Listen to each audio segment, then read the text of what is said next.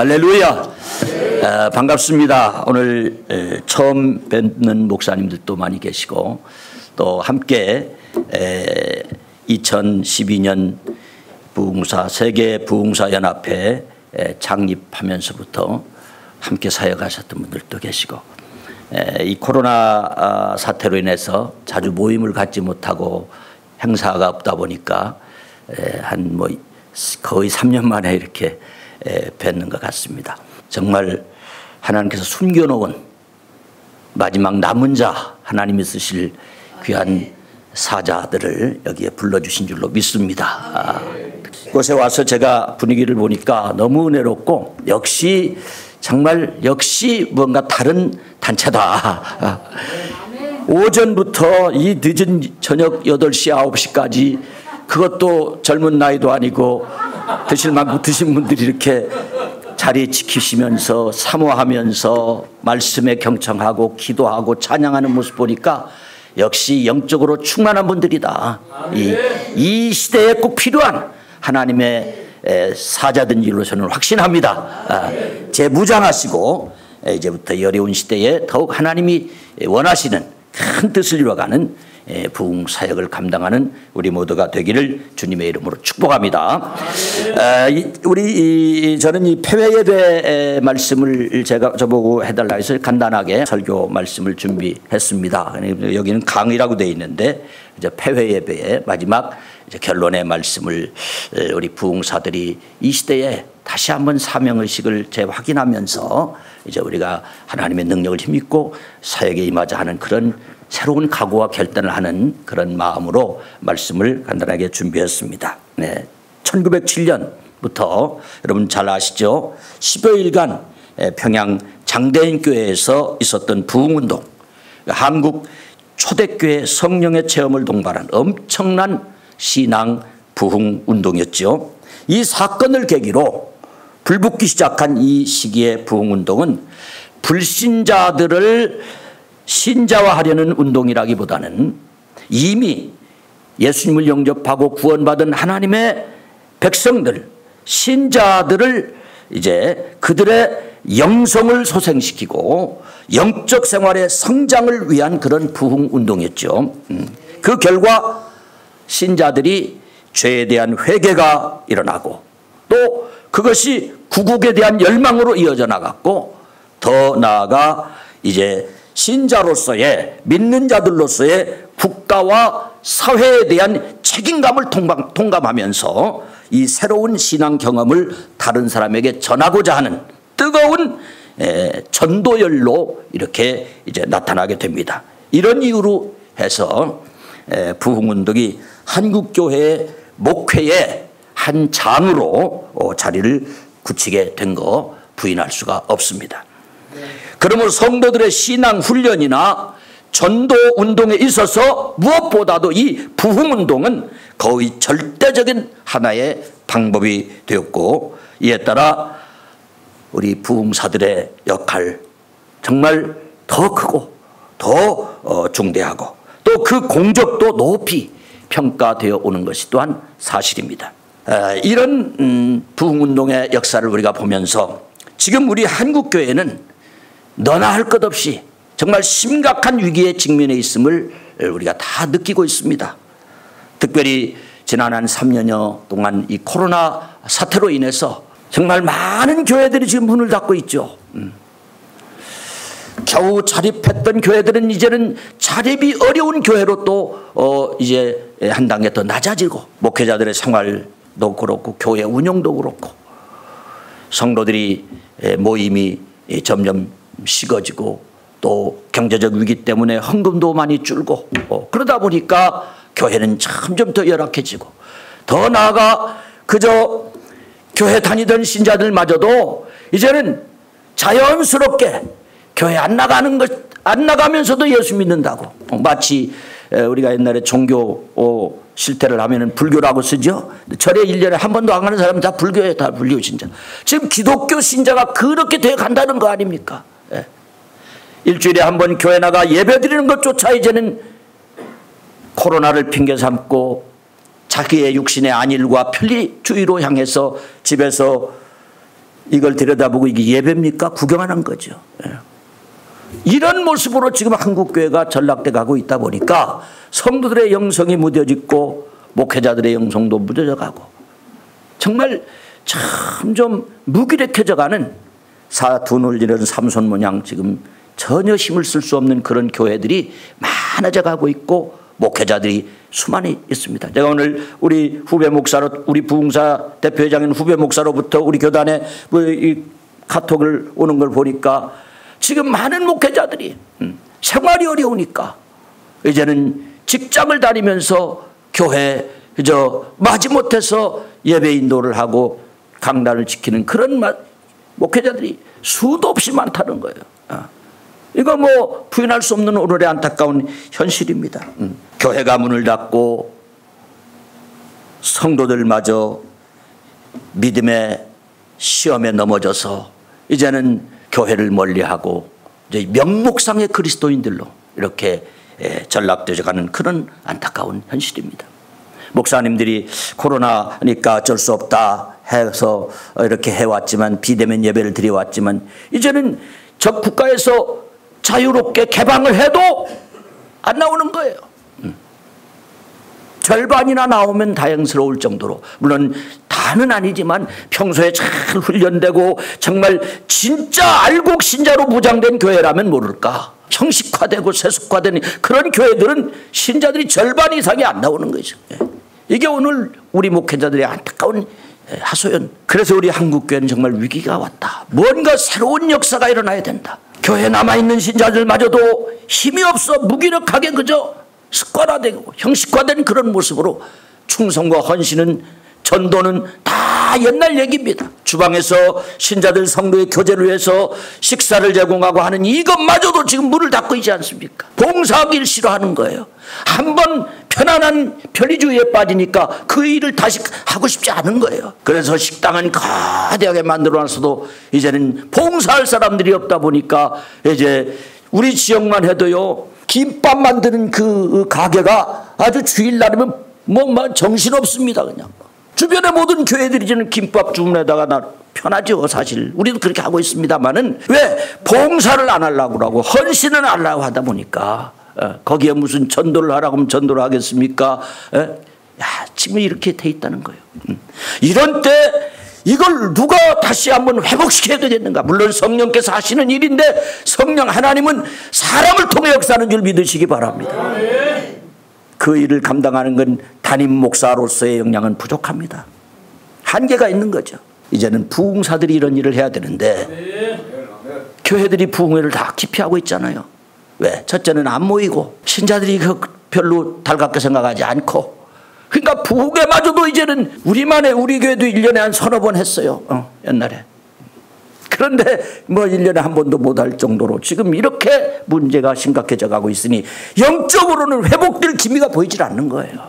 이런 상황에서 평양장대교회의 부흥운동이 일어날 때 신자들을 회개시키고 그들을 각성시켜서 성령으로 재무장시켜서 다시 한번 전도의 열기를 회복하고 대사회적인 책임을 감당하게 하고 이런 일이 일어났듯이 오늘 이 시대에 우리 부흥사들이 이 역할을 감당해야 된다 이거죠. 그러기 위해서는 우리 자신이 먼저 회개하고 새롭게 무장하고 새로운 각오를 가지고 정말 이 일에 도전해야 되지 않겠나 이런 생각을 가져봅니다. 이런 때 부흥사로 세움받은 우리는 시대를 분별하고 근신하면서 사명을 새롭게 점검해야 될 때가 왔다.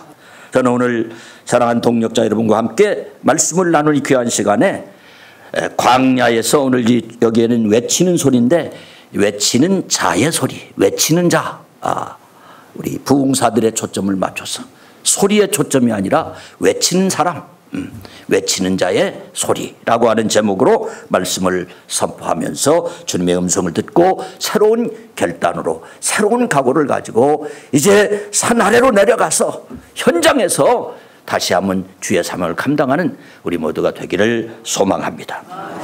오늘 본문의 세례 요한은 대제사장의 집안에서 태어났지만 우리가 알듯이 그는 일찍이 그의 좋은 환경에 안주하지 않고 광야로 들어갔습니다. 당시 수도원 같은 쿰남 공동체가 있었고 또 한편에는 에스네파가 있었는데 세례 요한은 바로 이 에스네파라고 하는 수도원과 같은 공동체에서 생활을 했던 것입니다.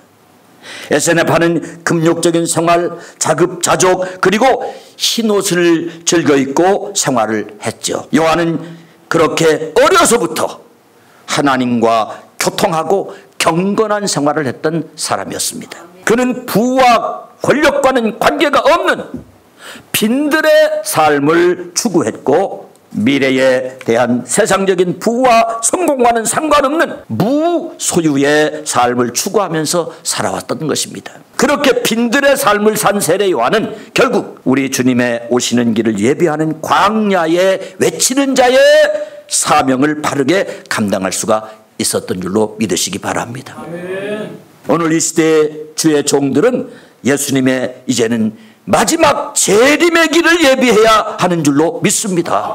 하나님 그 시대마다 복음을 주셨어요. 이제는 이 마지막 때는 예수 믿고 구원받으라고 하는 복음은 초림의 복음입니다. 이제는 주님의 재림을 인류의 종말인 주님의 재림을 준비하는 이 복음을 전해야 된다는 거죠. 종말이 오고 그 위에 예수님 재림이 오지 않습니까?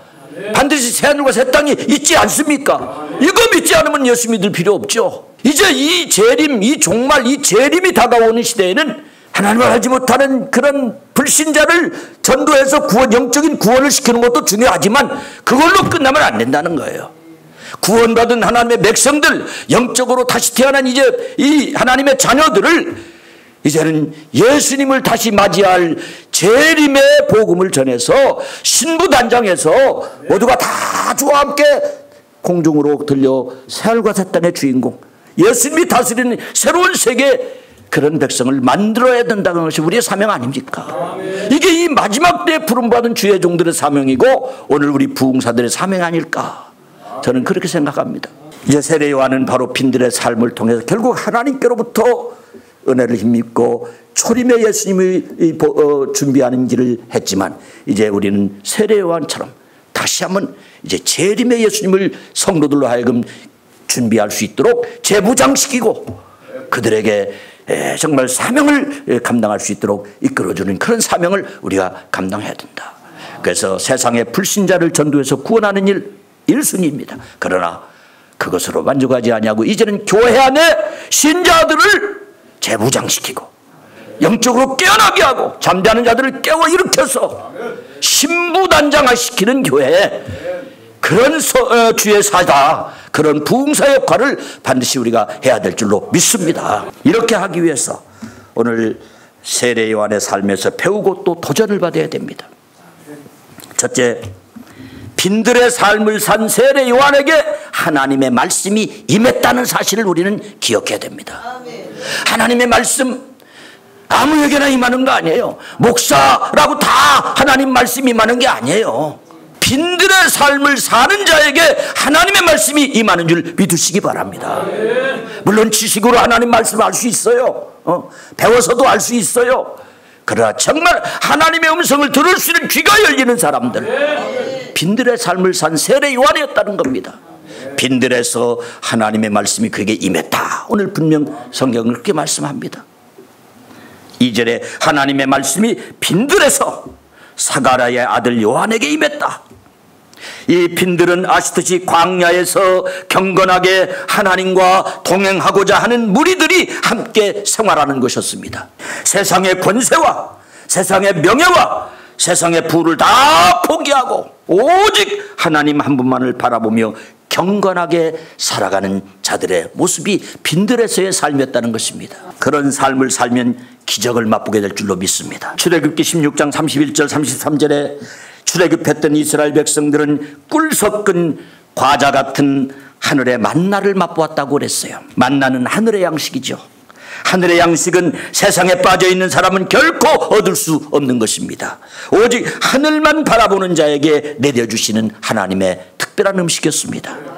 그래서 이 마지막 시대를 살아가는 주의 종들은 빈들의 삶을 살 때에 하나님께서 주시는 하늘의 양식인 만나를 얻게 될 줄로 믿습니다. 세상 사람 하는 짓 다 해가면서 세상의 권력 부 다 누리면서 그걸 추구하면서 하나님의 양식을 얻고자 하는 건 이건 잘못된 거예요. 하나님은 그렇게 역사하지 않습니다. 열왕기상 19장에 보면 엘리야도 마찬가지 아닙니까? 빈들에서 기적적인 양식을 맛보았어요. 이세벨 광기에 믿음이 무너져서 광야로 들어가 죽기를 구했던 엘리야에게 하나님께서 천사를 보내서 그를 어루만지면서 떡과 물을 마시게 해서 그에게 새 힘을 주셨다고 성경은 말씀합니다. 그 후 엘리야는 40주야를 행하여서 하나님의 산 호렙에 올라가게 됩니다. 그는 하나님께 주시는 양식을 먹고 40주의 광야의 길을 걸어가도 피곤치 않았습니다. 이런 하늘의 양식인 만나를 먹기 위해서 저와 여러분은 주님과만의 교통할 수 있는 빈들의 삶으로 나아가야 될 줄로 믿습니다. 만나는 과거에 광야에서만 임했던 것이 아니에요. 지금도, 그리고 이 마지막 때에도 만나가 내리는 줄로 믿으시기 바랍니다. 요한계시록 2장 17절에 보면 버가모 교회에 보내신 말씀 가운데 이기는 그에게는 내가 감추었던 만나를 주겠다고 약속하셨습니다. 감추었던 마지막 때의 만나는 아무나 얻을 수 있는 게 아니죠. 말씀하신 대로 이기는 자만이 얻을 수 있는 것이라고 말씀합니다. 그러면 이 세상에서 어떤 자가 이기는 자일까요? 다시 오시는 예수님을 사모하면서 경성하여 빈들의 삶을 사는 자가 바로 이기는 자인 줄로 믿으시기 바랍니다. 세속에 빠져서 자기 생각대로 육신의 유익을 따라 사는 자는 결코 감추인 만나를, 하나님의 하늘의 만나를 얻을 수가 없습니다.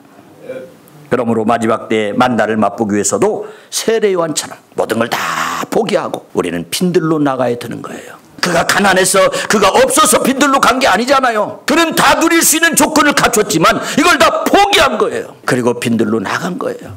거기에 하나님의 음성이 임하게 된 거예요. 빈들은 거칠고 춥고 짐승의 위협이 있는 곳이죠. 마실 물도 양식도 부족하기에 오직 하나님만 바라보고 하나님께 기대야만 살 수 있는 곳이 빈들입니다. 인간적으로는 더 이상 어떻게 할 수 없는 것이 빈들입니다. 그렇다고 그것은 산속이나 어떤 기도원 같은 곳을 말하는 건 결코 아닙니다. 도시 한복판에서도, 거기에 살아도 세속적 가치관을 버리고 하나님만 의지하고 경건하게 사는 삶이 바로 빈들의 삶인 줄로 믿습니다. 세례요한은 빈들에서 예수님의 오심에 관한 말씀을 받았어요. 2절에 하나님의 말씀이 빈들에서 사가랴의 아들 요한에게 임한지라. 하늘의 만나인 말씀을 맛보게 되면 의인의 삶을 살게 되고 재림하실 예수님의 오실 길을 평탄케 하는 일에 쓰임 받는 일꾼이 될 줄로 믿습니다. 이사야 6장 2절 1절 이하에 쭉 보니까 거기 13절인가요? 상수리가 다 폐임을 파려도 그루터기가 남아있다. 거룩한 씨 곧 그루터기. 이 남은 자를 통해 하나님은 새로운 역사를 이뤄간다고 분명히 약속하셨습니다. 오늘 이 시대에 수많은 목회자들이 하늘에서 별이 떨어진다고 성경 말씀하는데 세상 짝하고 세속화되고 변질되어 간다 할지라도 이 마지막 남은 자만이 거룩한 씨 그루터기가 될 때에 하나님은 그들을 통해서 새로운 역사를 이루어갈 줄로 믿습니다. 바로 오늘 여기 모인 저와 여러분, 우리 세계복음화 부흥사 연합회 그리고 우리 연수원에 함께하는 우리 모두가 이런 거룩한 씨 그루터기, 이 남은 자가 되셔서 빈들의 삶을 통해서 정말 하나님과의 영적인 교제를 하면서 세속적인 모든 가치를 다 초월해서 말씀만 바라보고 믿음으로 순수한 복음으로 나아가는 그런 영적 운동의 주도자들이 되셔서 하나님 앞에 더 멋지게 쓰임받는 우리가 되길 원합니다. 주변에 내 사랑하는 친구가 어떻든지, 내 선배가 어떻게 가든지 그들이 가는 길이 따로 있고 내가 가야 할 길이 따로 있는 줄로 믿습니다. 오직 우리는 주님만 바라보고 나가야 됩니다. 빈들에 있던 세례요한에게 메시아에 대한 하나님의 말씀이 임했듯이 재림 때에도 마찬가지입니다. 빈들의 삶을 사는 자들에게 마지막 때 늦은 비 성령으로 전할 복음을 주실 줄로 믿습니다. 그러므로 우리가 주님의 재림의 길을 예비하며 하나님이 기뻐하는 종이 되려면 이 시대의 조류와 풍조에 땀 흘려서 육신의 소욕만을 위해서 살아가는 자들이 되면 안 되겠다는 거예요. 좀 불편하고 때로는 억울하게 왕따를 당하고 좁고 힘든 십자가의 길이랄지라도 내 영이 강건해지는 빈들의 삶을 추구해야 하는 저와 여러분 되길 주의 이름으로 축복합니다. 두 번째로 이 빈들의 삶을 사는 자의 외침에는 능력이 있다는 거예요. 뭔가 다르다는 거예요. 그 메시지가 예수님의 초림 당시 빈들에서 능력을 받은 세례 요한의 선포되는 강력한 메시지에 수많은 사람들이 나와 회개하고 세례를 받았던 사실을 우리는 알 수 있지 않습니까? 군인도 권력자도 돈 있는 자도 일반 백성들도 다 회개의 세례를 받으러 세례요한 앞에 나왔던 거예요. 주님의 재림시에도 그럴 것입니다. 세례요한처럼 빈들의 삶을 사는 주의 종들에게 하나님께서 권세를 주셔서 그 능력에서 나오는 말씀에 사람들이 귀를 기울이게 될 줄로 믿습니다. 이들을 통해 많은 사람이 회개하고 주님께로 돌아오는 놀라운 인들을 경험하게 될 줄로 믿습니다. 빈들의 삶이야말로 하나님이 이 시대에 기뻐하시는 삶이고 세상을 향해서 하나님의 뜻을 알리는 능력의 삶이 될 것입니다. 빈들의 삶을 살며 시대를 분별하고 하나님 말씀 안에 거하고 말씀에 철저히 순종하는 삶을 살고 복음을 전한다면 세상적인 권력이 있어도 수많은 재력이나 권력이 없어도 그리고 수많은 재력이나 배경이 없어도 그의 말씀 앞에 듣는 자가 몰려올 줄로 믿습니다. 세례 요한이 그런 삶이었습니다. 자신에게 엄격하고 빈들의 삶을 사는 사람의 말에는 권위가 있습니다. 보잘것없는 초라한 빈들의 행색일지라도 권세 있는 말씀 앞에 세상 권세 있는 자들도 나와서 회개하고 거듭나게 하는 능력이 있었던 것이에요. 말씀의 능력이 임한 사자의 외침은 그의 심령에 불을 붙입니다. 듣는 자마다 회개하고 거듭나게 하는 능력이 나타납니다. 지위 고하를 막론하고 말씀 앞에 굴복하게 합니다. 이것이 빈들의 삶을 사는 자에게 임한 하나님의 말씀의 권위인 것입니다. 바로 오늘 이 시대는 이렇게 말씀의 능력이 임한 사역자들이 필요한 시대 아닙니까? 목사님 말씀하셨듯이 내가복음 시대가 됐어요. 다 자기가 중심인 거예요. 교회 담임 목사가 권면해도 안 들어요. 요즘은 우리 후배 목사가 경상도 저쪽에서 목회하는 목사님이 있어요. 한 2, 3일 전인가요? 카톡에 새벽 2시쯤 1시 넘어 2시쯤 카톡이 우리 공동 거기에 왔더라고요. 읽어봤죠. 저도 잠을 좀 늦게 자다 보니까 딱 와서 읽어봤더니 기가 막힌 얘기 아닙니까? 주일날 예배당에 안 나오는 신자 남의 교회 얘기는 남의 얘기인 줄만 알았더니 이제는 그것이 우리에게도 현실이 됐습니다. 너무 답답하니까 새벽 2시에 카톡이 보낸 거예요. 공동방에다가. 그러면서 하는 얘기가 있어요. 얼마 전에 어느 젊은 친구 교회 안 나와서 권면했더니 목사님은 하나님이 주님이 먹이시고 입히시고 보호해 주시지만 우리는 그렇지 않습니다. 저는 내가 일해야 먹고 살 수 있습니다. 내가 일하지 않으면 우리 다 죽습니다. 이랬더라는 거예요. 이게 오늘 신자들의 믿음이에요. 오늘 목사를 보기를 그렇게 보는 거예요. 목사님은 하나님이 책임져 주시지만 우리는 안 그러다는 거예요. 내가 일하면 굶어 죽는다는 거예요. 한 끼 나가 일하지 않으면. 이런 신앙을 갖고 목사의 권면을 받아들이지 않는 거예요. 당신은 당신이고 나는 나. 여러분, 이런 시대에 말씀의 능력이 임한 사역자들이 필요한 줄로 믿습니다. 말씀의 능력이 있는 외침은 쭉정이가 회개합니다. 알고 기되게 됩니다. 예수를 믿는 성도라고 해서 여전히 세상 죄 가운데 먹고 마시는 삶을 계속 가는 그런 신자들이 얼마나 많습니까? 그런 자들은 마지막 주님의 심판을 피할 수가 없어요. 본문 7절에 보면 세례 요한은 세례를 받으러 나오는 무리들에게 독사의 자식들이라고 외칩니다. 왜 독사의 자식들이라고 독서를 하면서 다가올 진노를 피할 수 없다고 외쳤겠습니까? 전하는 말씀 앞에 진심으로 회개하지 않았기 때문에 그런 거예요. 그들은 절기와 제사를 드리고 회개했다고 말할 것입니다.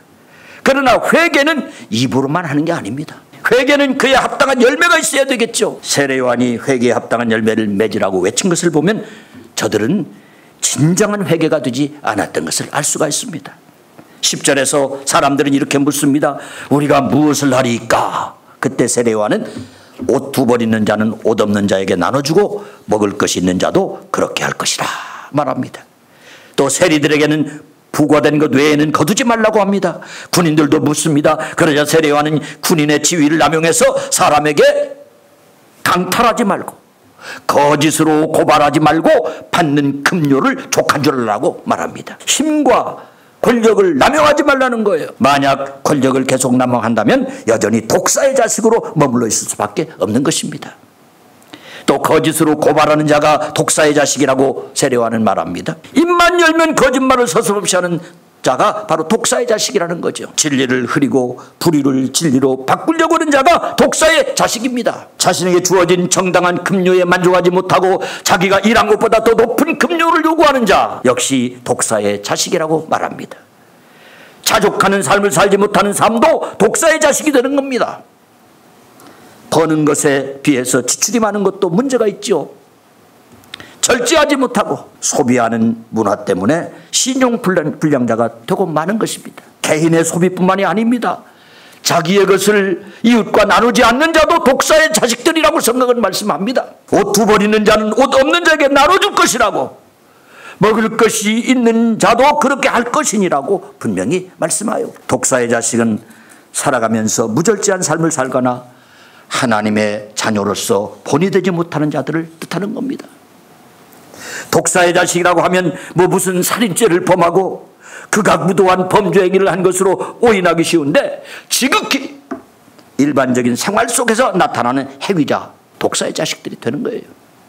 그렇다면 주의 종이라고 불리우는 저와 여러분도 독사의 자식처럼 살지는 않았는지 한번 자신을 돌아봐야 됩니다. 우리는 독사의 자식이 아니라 하나님의 자녀로 살아야 될 줄로 믿습니다. 이제 결론을 말씀드립니다. 우리도 세례요한처럼 하늘의 권세를 받아서 주님의 재림의 길을 예비하는 사명을 온전히 감당해야 되겠다. 오늘 누가복음 1장 17절에 보면 주의 사자가 사가랴에게 임하여 장차 태어날 세례요한에 대해서 이렇게 예언을 합니다. 17절에 저가 또 엘리야의 심령과 능력으로 주 앞에 앞서가서 아비의 마음과 능력으로 주 앞에 앞서가서 아비의 마음을 자식에게 거스리는 자를 의인의 슬기에 돌아오게 하고 주를 위하여 세운 백성을 예비하리라. 능력이 그에게 임했었다는 거예요. 예언의 말씀 통해서. 예수님의 초림을 예비한 세례요한처럼 예수님의 재림을 준비해야 될 이 마지막 때에 우리 부흥사 주의 종들에 대해서 요한계시록에는 모세와 엘리야처럼 쓰임받게 될 두 증인에 대해서 예언을 하고 있습니다. 요한계시록 11장 3절 5절 내가 나의 두 증인에게 권세를 주리니 그들이 굵은 베옷을 입고 1260일을 예언하리라. 그들은 이 땅에 주 앞에 서 있는 두 감람나무와 두 촛대니 만일 누구든지 그들을 해하고자 하면 그들의 입에서 불이 나와서 그들의 원수를 삼켜버릴 것이요 누구든지 그들을 해하고자 하면 반드시 그와 같이 죽임을 당하리라. 할렐루야. 여기 두 증인은 숫자적인 두를 말하는 거 아니겠다. 다 아시지 않습니까? 마지막 환난의 때에 하나님께로부터 모세와 엘리야의 정신으로 하나님의 백성을 깨우치는 권세를 받은 주의 종들에 대한 말씀인 줄로 믿습니다. 꼭 두 사람만이 아니에요. 우리 모두가 두 증인으로 모세와 엘리야와 같은 하나님의 권세를 받아 이 마지막 때의 주의 사역을 감당할 수 있는 줄로 믿습니다. 마지막 때에 말씀을 전하는 주의 종들은 맡겨주신 성도들을 정결한 신부로 신랑 예수를 맞이하도록 중매하는 것이 사명인 줄로 믿습니다.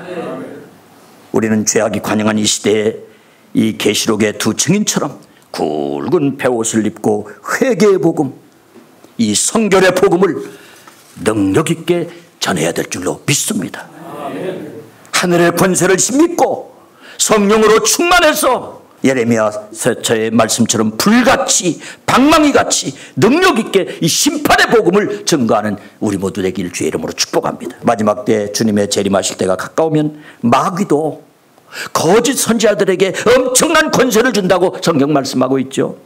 그래서 이 땅의 적그리스도의 세력인 용의 권세, 짐승의 권세가 기세를 부리게 되는 겁니다. 그러므로 마귀의 권세를 물리치려면 그들보다 더 큰 하나님의 권세를 받아야 될 줄로 믿습니다. 오늘 요한계시록의 말씀처럼 하나님의 종들에게 주시는 이 두 증인의 권세는 용의 권세보다 훨씬 더 무시무시한 엄청난 권세로서 모세의 권세와 엘리야의 권세를 합친 것과 같은 능력이라고 하는 사실이죠. 사랑하는 동역자 여러분, 세례요한처럼 빈들의 삶으로 이제 다시 돌아가야 되겠습니다. 세속적인 가치관을 지는 우리는 더 이상 추구하면 안 됩니다. 수많은 믿음의 선배들이 십자가의 길, 골고다의 길 걸어 우리 한국교회 기독교 역사를 이루어왔는데, 지금 오늘의 시대를 돌이켜보면 정말 우리 믿음의 선배들과 같은 그런 순교적 신앙을 가지고 그런 때묻지 않은 순수한 복음으로 무장하고 진리로 무장하고 주의 사역을 감당하고 있는가? 저부터도 너무너무 부족한 게 많습니다. 지나온 시절에 목회나 부흥운동의 시절을 돌이켜보면 하나님 앞에 부끄러울 게 참 많아요. 정말 영혼을 사랑하는 마음도 있지만 또 다른 마음이 우리에게는 있었다는 얘기예요. 교회를 크게 세우고 부흥을 일으키는데 정말 영혼을 사랑하고 하나님의 심정으로 한다고 외치기는 했지만 그것이 정말 100% 순수한 동기에서 그래 왔는가? 아니면 자신의 명예와 자신의 어떤 것을 존경만이 사람들의 인정받는 것을 위해서 과욕으로 교회를 확장시키려고 하고 이웃교회 신자들을 뺏어오는 일을 하고 80년대 90년대인가요? 이 부흥 무슨 전도 교회 성장 세미나를 가보면은 전부가 다 그런 거예요. 어떻게 하면 다른 교회와 차별화시켜서 다른 교회 신자를 자기 교회에 정착시키는가? 이게 세미나의 핵심이었어요. 저는 그래 안 갔어요. 그다음부터 순수하게 하나님을 모르는 사람에게 복음을 전해서 세례를 베푼 것이 부흥, 이 교회 성장의 평가가 돼야 되는데 1년에 우리 교회에서 몇 명 세례를 줬다, 이게 평가가 돼야 되는데 아니에요. 그냥 사람만 많이 모이면 그 교회는 성장된 교회, 부흥된 교회, 훌륭한 목사님, 매스컴이 떠들어내고 세상이 인정해주고 사람들이 인정해주는 그런 시대가 우리의 과거에 한 시대를 만들어 왔어요. 그 결과로 지금의 이 엄청난 회오리가 부를 때에 교회마다 아우성 소리입니다. 쪽장애 같은 신자들, 무장되지 못한 이 진짜 신앙으로 무장되지 못한 사람 다 낮아버리잖아요. 정말 우리는 이 마지막 때에 이 주님의 길을 예비하는 사명을 온전히 감당하고자 몸부림치면서 우리 자신이 이제는 세속적 가치관과 이런 모든 것들을 다 버리고 오직 말씀과 기도로 무장하고 겸손하게 그리고 경건하게 그리고 빈들에서의 그 청밀한 삶을 통해서 하나님이 주시는 영역을 힘입고 이 시대에 하나님이 새롭게 쓰시는 남은 자들이 되기를 주님의 이름으로 축복합니다. 성경 하나 읽어드리고 마칩니다. 마태복음 24장 42절 46절. 그러므로 깨어있으라. 어느 날에 너희 주가 임할는지 너희가 알지 못함이니라. 너희도 아는 바니 만일 집주인이 도둑이 어느 시각에 올 줄 알았다면 깨어있어 그 집을 뚫지 못하게 하였으리라. 이러므로 너희도 준비하고 있으라. 생각지 않은 때에 인자가 오리라. 충성되고 지혜 있는 종이 되어 주인에게 그 집사람을 맡아 때를 따라 양식을 나누어 줄 자가 누구냐? 주인이 올 때 그 종이 이렇게 하는 것을 보면 그 종이 복이 있으리로다. 때를 분별하는 지혜를 가지고 때에 맞는 메시지를 전하며 주님의 마음에 합당한 종으로 칭찬과 상급 있고 주님 앞에 설 때에 영광스러운 멸류관 받는 승리의 우리 동력자들 되기를 주님의 이름으로 축복합니다.